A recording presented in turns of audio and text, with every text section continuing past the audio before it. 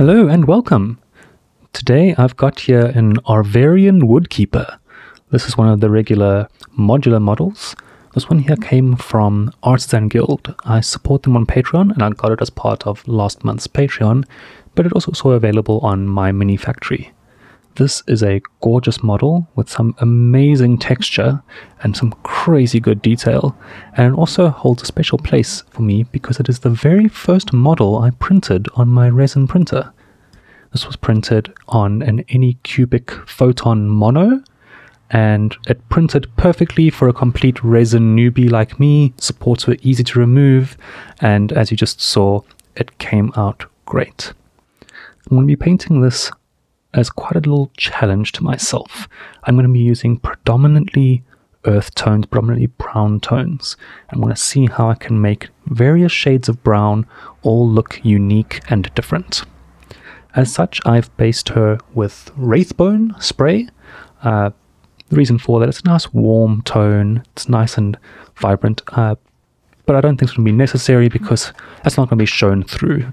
If you're painting this at home, you can feel free to use whatever spray primer you want, although I'd recommend a nice mid-tone or a warm tone, maybe Xandri Dust or Mechanicus Standard Grey if you want to stick with Citadel. Anyway, let's get started and see how this goes. I'm going to start out by doing all of the skin areas, not the fur, but the skin. And the reason for that is because everything else is going to use the same wash all over except for the skin tone. And the way I'm going to do this is actually a recipe from Duncan Rhodes Painting Academy. If you're not subscribed to his website, I highly recommend it. I will put a link in the description. But to give you a quick rundown, I'm going to be using some Night Questor flesh as the base all over. I'm then going to warm it up with some Reikland Fleshshade. And then I'm going to layer over it in layers of a 50-50 mix of Night Questor flesh and Karak Stone, and then eventually just Karak Stone by itself for the final highlight. Let's get to it. I've got my Night Questor flesh, and I'm just going to go around and just block in all the colors that I want this fleshy tone to be. I'm not going to worry too much about the eyes now. I will go back and do them later. So if I go over it, it's not the end of the world. I'm going to go around with the ears, the bits of the arms that are showing out, as well as any parts of the chest area. As I mentioned earlier, this is a modular mini, and there's actually, I think, 6 of them in the pack. So if you print out one of these for yourself, it might not look the same, but they all have fleshy bits sticking out. Other thing to notice is this is a layer paint by Citadel, and as such it is a little bit thin, so I definitely recommend doing at least 2 coats.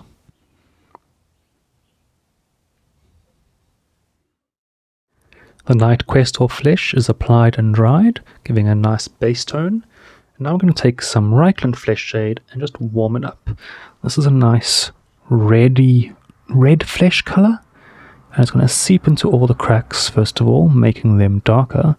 And it's also going to give a nice warm undertone to this base color that we can then use to layer up from.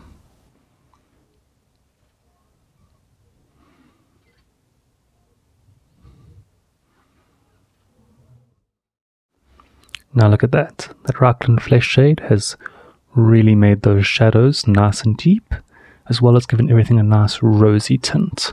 That is a perfect starting point for our flesh color. Now, Night Questor flesh isn't the exact color I want here. I want it a little bit lighter than that. So I've got a Night Questor flesh and I've got some Karak Stone.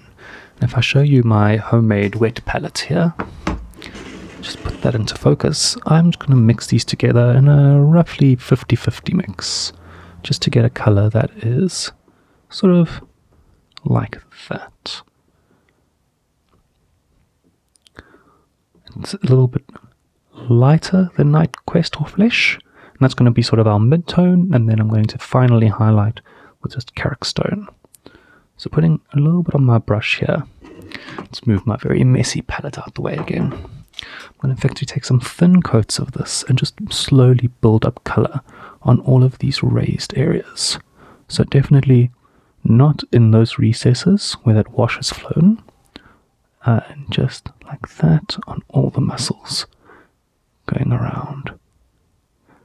missing those recesses, but getting all those raised areas. And this is going to be a fairly time-consuming process, because there are lots of muscle groups, and I want to be very careful with this and apply multiple thin coats. When it comes to things like the fingers that are more defined, I'm just going to turn my brush sideways and just flick across, and that will get the fingers but miss those recesses in between there. And then finally, the face is going to be a bit trickier.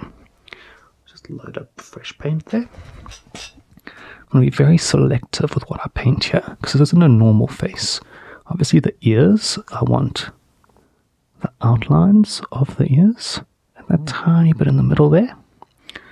But in the face, I want definitely the nose to be this color, the brows leading up to the horns, those high cheekbones definitely, and just going to slowly build up all the places I want it to be slightly lighter.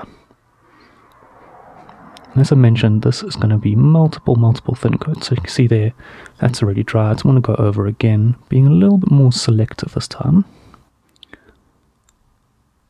Just gradually building up all that color to our mid-tone. Same with the fingers.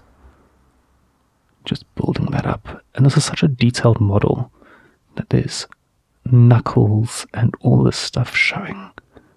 So I'm going to go very gently with a very little amount of paint on my brush until I'm happy that I've built up enough of this tone. And with that done, I've now built up that mid-tone. I've now got just Karak Stone by itself on my brush, and I've actually got a small layer brush now. And I'm going to go to some of the very high points, like the ears, and the nose, and the brow, being a lot more selective this time when I go through with this Karak Stone and just pick out, for example, that clavicle and the very high points that are sticking out. The other thing you can do, that I'll do for the muscles where it's more rounded, I'm just going to be very selective and pick out a small line like that, just where the light would hit. Something like that. I don't normally either do a line or I do maybe a semicircle or a dot on top, just for the very highlight. Cheekbones, a good place there, but again, I'm going to be very selective and rather put too little and gently add instead of going overboard from the start.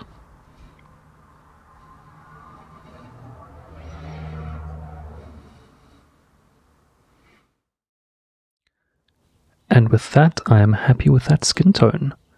It's got gorgeous dark tones and light tones, and I think it all blends together so nicely.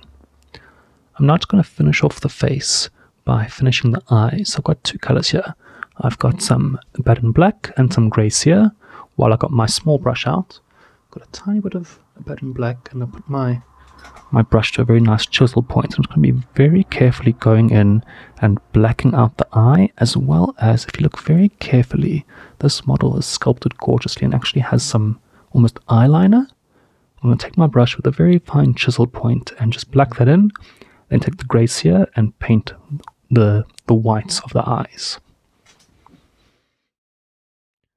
With those eyes now sorted, she's looking quite spooky, but I've got a secret technique to make her look even spookier. I have here some Tesseract Glow. This is such a weird paint. It's both green and yellow at the same time. I've got a very tiny bit, again, on my small brush, and I'm just ever so gently going to run this in over the white of the eyes. This might take 1 or 2 drops, and I will just go back and clean up if I mess like I did there, but I'll show you what it looks like when I'm done.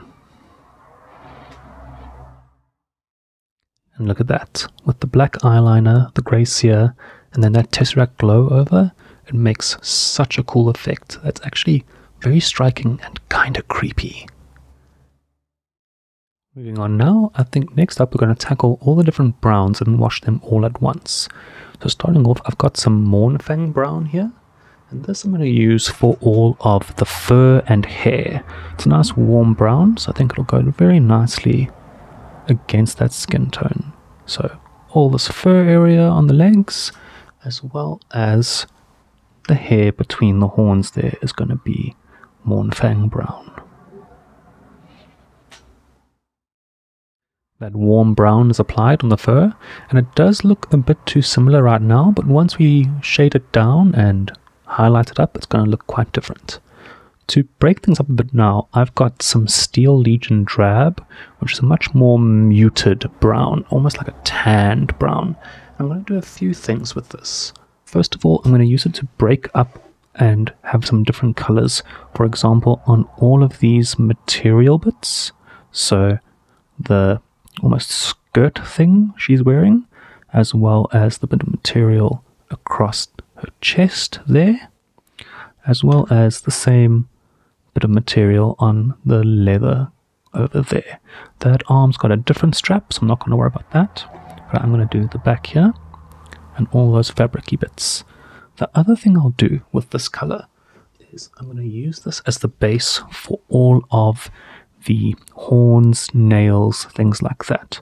So the hooves will be in Steel Legion Drab, as well as the horns, as well as I'm going to ever so slightly pick out the edges of the fingers where her sharp claws are. Then finally, one more thing I'll do with this is I'll use the same color on the base of the quiver. You can see it picking out between the branches and the straps. That Steel Legion Drab is now applied, and now I'm going to move on to a more red brown. I've got some Doombull Brown here, and this I'm going to use for all of the strappy bits and the leathery bits. So a good example would be right here on these straps, just to bring in more red brown there. And I'm also going to load up my brush and do a little bit on these braids, the end of where you put the Steel Legion Drab, as well as everywhere that there's almost like a leather belt or leather straps all around the miniature. A good example would be these straps here on the quiver. This is a layer paint, it is a bit thin, so I'll be doing 2 coats of this to get some nice coverage.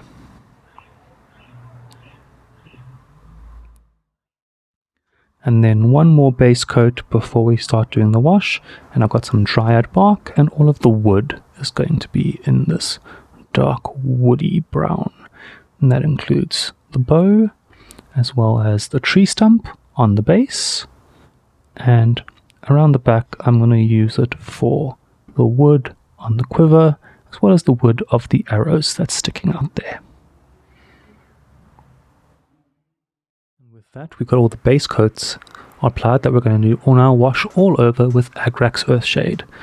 When I say that this is all the parts that we now put on after the skin, I'm not going to put Agrax Earthshade over the skin. The base I'm going to get to just now, but you'll see what this is going to do. It's going to get in there, it's going to make some nice dark tones for me, and it's also going to tie everything together before we highlight up from it. So I'm going to go around. I will switch to a smaller brush when I get closer to the skin, but this is going to go all over the clothes, the wood, the hair, and it's going to really make things pop.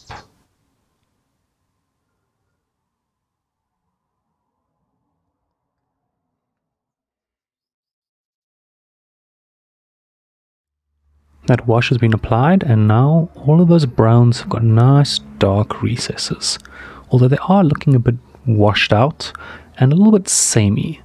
So now what I'm going to do is go through all those different browns and layer and highlight them up to various nice bright colors. I'm actually going to do them in slightly different ways depending on the texture. Let's jump right in. First up, I'm going to do all of the warm browns, that being all of the fur and the hair. So I've got here the Mournfang Brown that I used originally for it.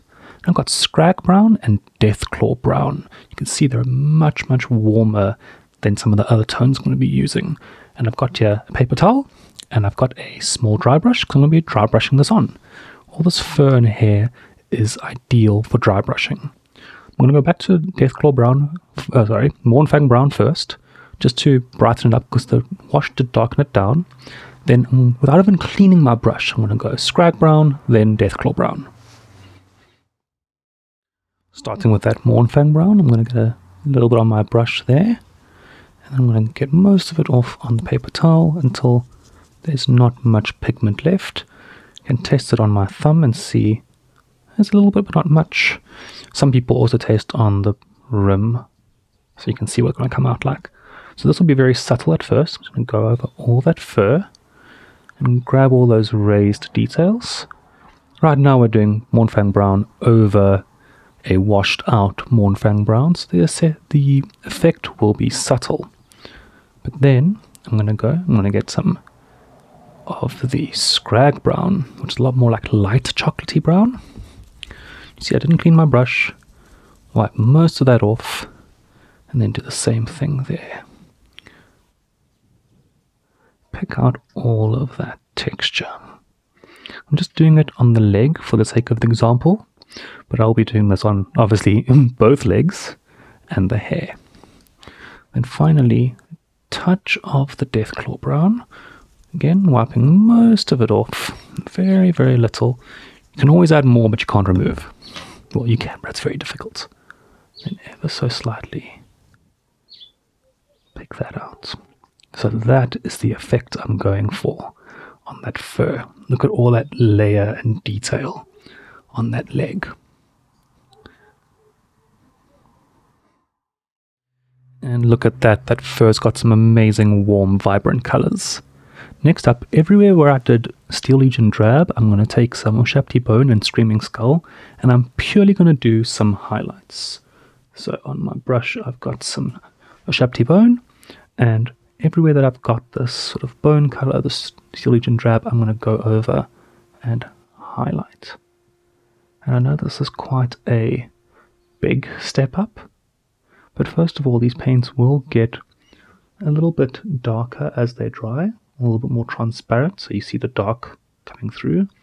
And also, that Steel Legion Drab makes a very nice dark base coat that's going to be the foundation for this bone color. So everywhere I've got this, including all the bone areas and the little fingernails, as well as these parts here on the cloth. I'm going to instead just do a very thin edge highlight. So just like that, the side of my brush. That's the Ushabti Bone.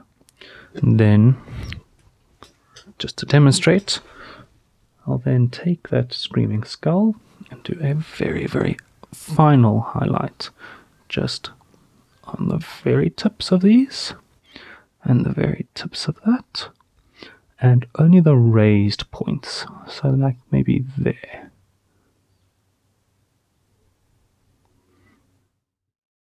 And look at that, all of those bone and claw details are really standing out now. So you'll notice that I did start off with very similar base colors, but the highlight is what really sets apart all those different browns. It might look a bit bright and vibrant, but that's exactly what we want to distinguish the different colors. So you'll notice I did it on the horns, the claws, and the edge highlighting there.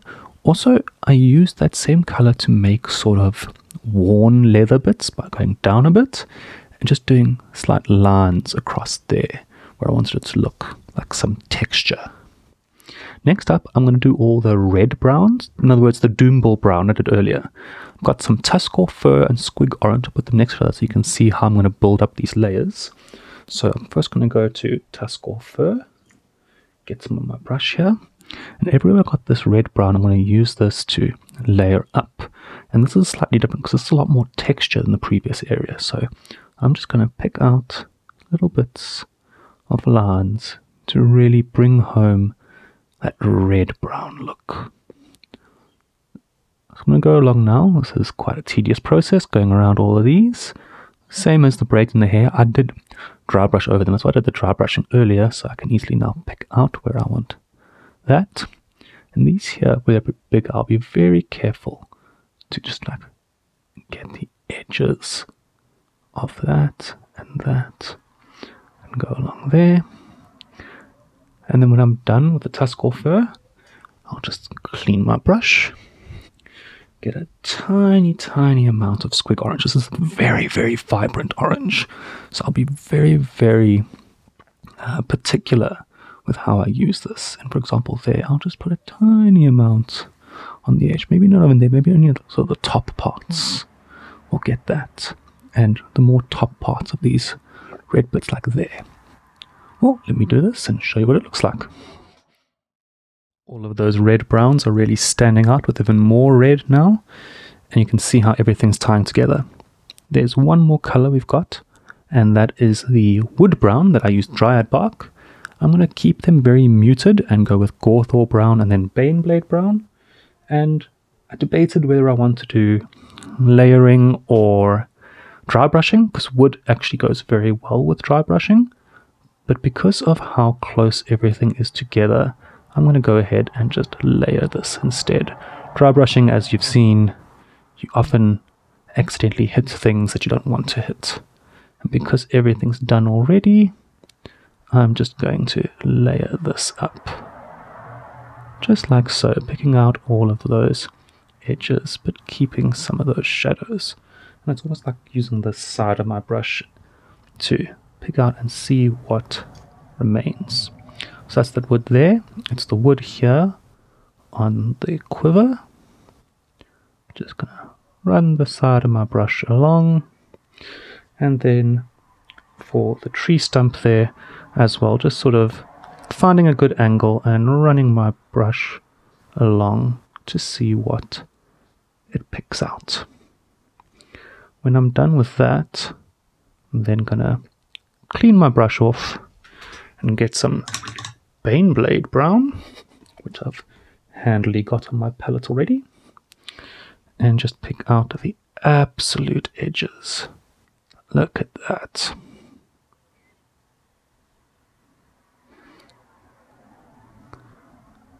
And you can see how that makes a very nice varied look on the wood. But in contrast to the more vibrant bone and the vibrant reds and the warm browns, this is a much more muted color. Look at that. And with all that wood done and dusted, we are pretty much finished.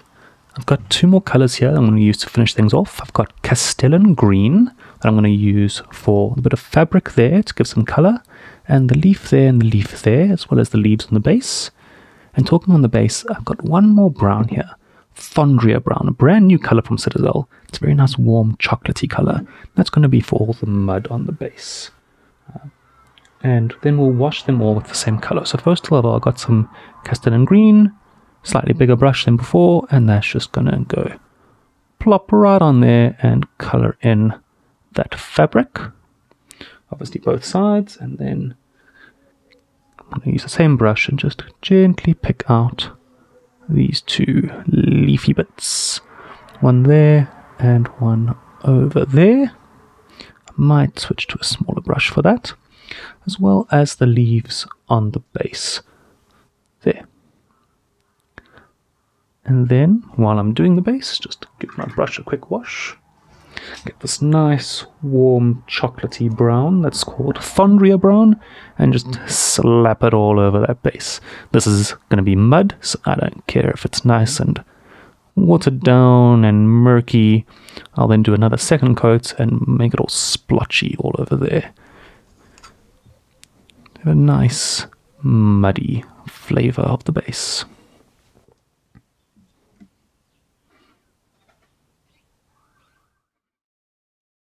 I've painted in that green skirt, the brown base, and I've also browned in the rim just to tie it all together. I've now got some Athonian Camoshade. I've got some on my shade brush here, and this is a gorgeous swampy brown green color. So this is going to go all over the base, not the rim. And that's going to darken it down and make it look all swampy and muddy. At the same time, I think this will be a great color to go in there and shade in that skirt, because it's much better than just doing the brown wash like we've done for the rest of the body, because it retains that greeniness. That's going to be a nice green-brown mix instead of plain brown. So I'm going to go along and put the shade all over the base and all over this skirt.